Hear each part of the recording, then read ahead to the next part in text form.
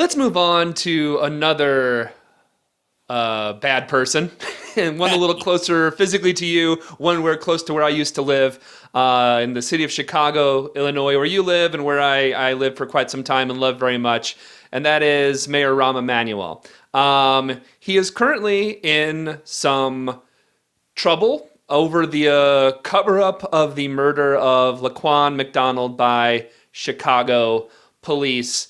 If people aren't following this story very closely, I guess let's start out. What's important for people to know that they might not know about what's going on right now in Chicago with Rahm Emanuel and the police cover-up?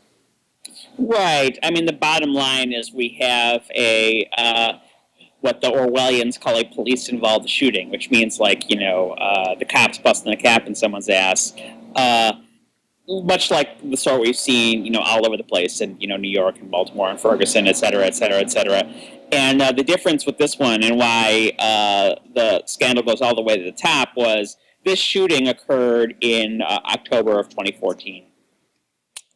And it was known that there was a video of the shooting.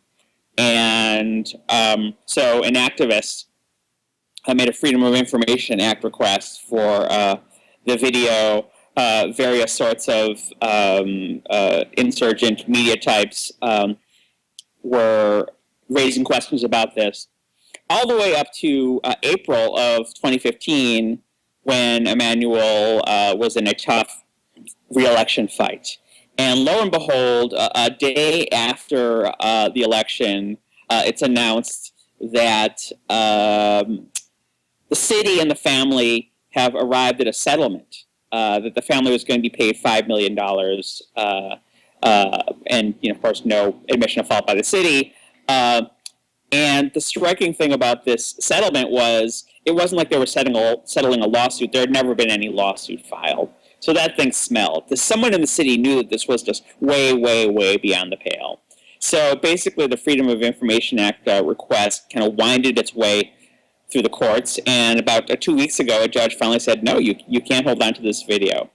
And, of course, the powers that be claimed that they were in an ongoing investigation.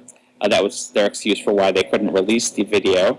And the cops involved, or the cop involved, it was basically just one guy, had not been charged with anything.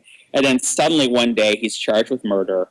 And, almost like literally minutes later, they released the video. So it's clear that they charged this guy. I will. Actually, more cops involved, though, because there was several other cops who lied about what happened, too. So it wasn't just him. What we learned in the video, right, so this is kind of new knowledge, is not only did they literally shoot this guy in cold blood, as he was walking away from them, staggering away from them, because he was obviously very stoned, was they walked over to the Burger King and obviously erased all the security footage. So we have already a conspiracy.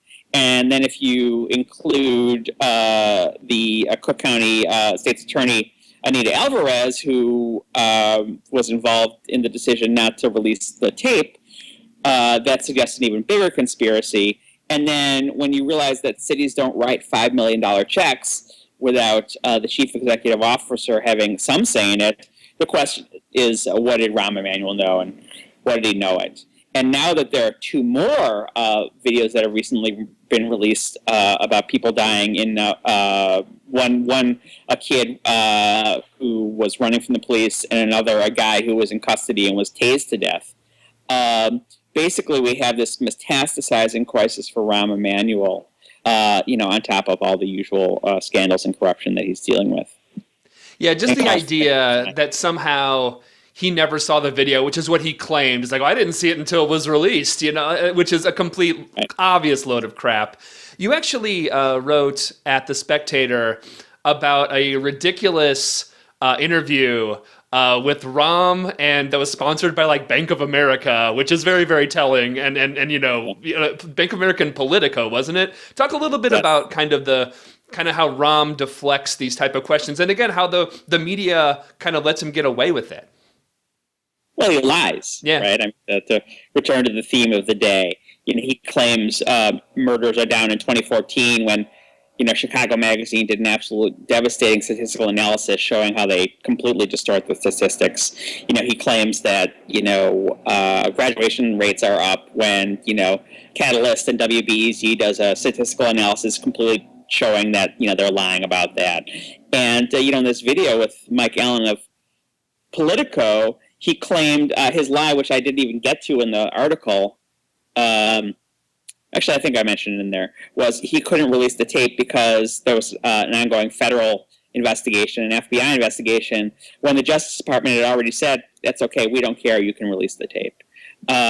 So basically he lies, and this interview, which, kind of on the surface seemed like tough questions, and maybe even the interviewers thought there were tough questions, really didn't kind of probe beneath the surface to the kind of patterns and practices that show even in the best case scenario, if he didn't see the video and he wasn't involved in, covering it up, that, he's just not interested in solving the problem. I mean, there's all kinds of context. What they call the Independent Police Review Board, IPRA, which isn't independent, it's, appointed by the mayor.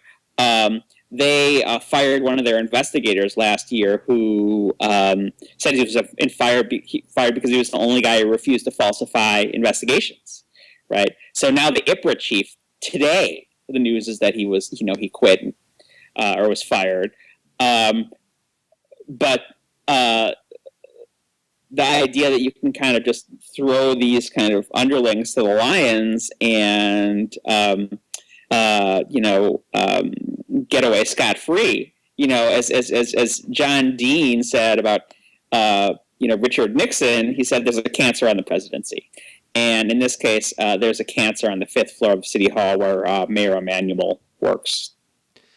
For progressives who correctly don't like Rahm Emanuel, I guess what is our best option going forward? Because it's like, okay, when the police review the police always say they did nothing wrong, right? And so, we have the possibility of the feds actually looking into the Chicago police force, but that also doesn't necessarily have the greatest track record either. I'm not saying it's not a good thing that it's happening, but it's sort of usually when this stuff goes down, nothing really changes too much. Most of the times when the criminals, investigate themselves, they find that everything's all fine and they want to do a little bit of reform here and there.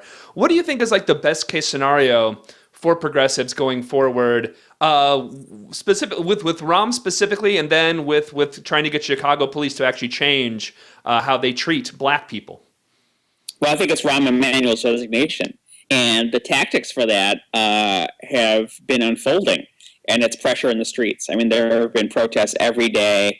On Friday, there's going to be a big rally to basically try to pressure Rahm Emanuel and his lackey, Anita Alvarez, to resign. And, it's ratcheting up this pressure and keeping this in the news and saying every time that one of these, versions is kind of thrown into the volcano as a sacrifice, that's not enough, that this has to be systematic.